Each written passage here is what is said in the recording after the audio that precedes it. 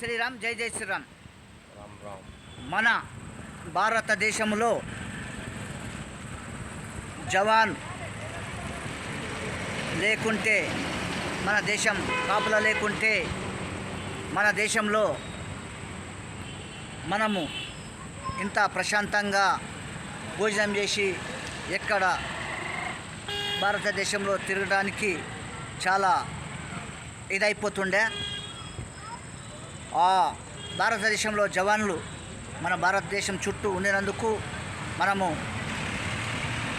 అన్నం తిని ఆరాం ఉంటామంటే కారణము ఒక జవాన్లు మాత్రమే. ఆ జవాన్లు లేకుంటే మనము ఇంత ప్రశాంతంగా ఉండలేము, ఇంత ఇది లేకుంటాం.